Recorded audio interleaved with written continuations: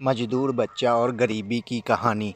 चल उठ अमन, काम पर जाना है, आज ज़्यादा सो गए हैं हम, गालियाँ मिलेंगी ठेकेदार से। यही दिन की शुरुआत हुई है उस 11 साल के मासूम की। अमन को उठाने के लिए जब 12 साल के अजय ने आवाज़ लगाई, हड़बड़ा कर अमन उठा और अजय से बोला, भाई गलती हो गई, आज मेरी वजह से तुझे भी गालियाँ मिलेंगी। अजय ने कहा, कोई बात नहीं है, गालियाँ रोटी सी लगती हैं, आखिर भूख का सवाल है भाई। चल चलते हैं। इतना कहकर दोनों फुटपाथ से उठे और पास के पियाऊ से पानी लाने के लिए पुरानी प्लास्टिक की बोतल लिए दौड़े दौड़े गए। शायद उन्हें आज जल्दी थी और डर भी सता रहा था। मैं पास ही खड़ा ये सब देख रहा था। बहुत से विचार मन में उबाल ले रहे थे। परिस्थिति, वर्तमान और भविष्य के सवालों में खो सा गया था। खैर, मुझे भी ऑफिस जाना था और जहां वो दोनों सो रहे थे मुझे भी वहीं से ऑटो लेना था। लेकिन आज मेरे कदम ऑफिस ना जाकर इन लड़कों पर, दो मासूम चेहरे और मजबूर दिमाग को बारीकी से समझने की इजाज़त दे रहे थे। मैं ये सोच ही रहा था तभी वो दोनों दोस्त फटे और मैले कपड़ों में ही जल्दबाजी में ही कहीं जा रहे थे और मैं भी उनके पीछे पीछे चलने लगा। लगभग 2 किलोमीटर चलने के बाद मैं एक ईंट के भट्ठे पर पहुंचा, जहां ये दोनों दोस्त डरे सहमे एक रौब दिखाने वाले आदमी के सामने खड़े थे। मैं दूर से ही उस आदमी और इन दो बच्चों की बात सुन रहा था।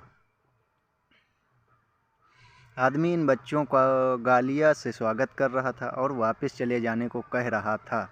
लेकिन बच्चे माफ़ कर दो, कल से गलती नहीं होगी, और साथ ही बोल रहे थे, कल अधिक काम किया था, माफ़ कर दो, शरीर दुख रहा था, नींद ज़्यादा आ गई थी, माफ़ कर दो। खैर, उस ठेकेदार ने दोनों को काम पर लगा लिया और दोनों ईंट बनाने के लिए मिट्टी की खुदाई करने लगे। लेकिन ये क्या, अब वो मुस्कुरा रहे थे? शायद मासूम होने के साथ साथ ही दिल के सच्चे भी थे। वो आखिर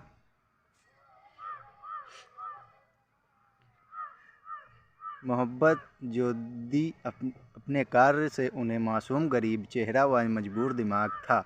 उनका दिमाग से वे दोनों अपनी उम्र के बच्चों से लगभग 20 साल बड़े थे।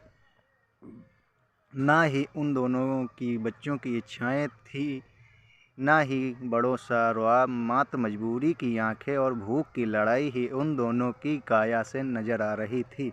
खैर, आज मेरा भी पूरा दिन छुप छुप कर इन दोनों को मित्रों को समझने में जा रहा था और लगभग इनकी ज़िंदगी को भी करीब से समझ भी रहा था और सोच भी रहा था कैसे उन दोनों को इस वर्तमान से निकाल कर एक सम्मानजनक भविष्य की तरफ ले कर जाऊं।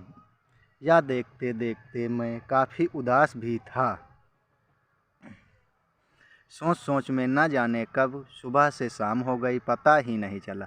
शाम के 7 बज गए थे और इन दोनों के जाने का समय भी हो गया था। आखिर आज भी और टाइम लगा कर ये मासूम चेहरे बेहताशा थक रहे थे। कंस्ट्रक्शन साइट से बाहर आते ही मैंने इन बच्चों से बात करनी चाहिए, लेकिन इन दोनों ने मुझे नज़रअंदाज कर दिया। करते हुए पास के ढाबे पर जाकर रोटी और अचार खरीदने लगे और खाना खरीदकर शायद उसी फुटपाथ की ओर जा रहे थे जहां वे सुबह आए थे। मैंने अब उनसे बात करने की कोशिश नहीं की और मैं भी अपने रास्ते पर चल दिया। आज मैं घर से 1 घंटा लेट पहुंचा था और घर पहुंचते ही अपने कमरे में जाकर रोने लगा। शायद मैंने आज असली ज़िंदगी को देखा था, बेबसी को पास से समझा था, भूख को तड़पते देखा था, बचपन को मिटते देखा था, गरीब को रोते देखा था और ना जाने कितना दर्द देखा था। आज मैं जीवन को समझ गया था, लेकिन कहानी अभी ख़त्म नहीं हुई थी। वे जुड़े रहने दोस्तों, जल्दी ही इस कहानी को एक खूबसूरत अंत दिया जाएगा।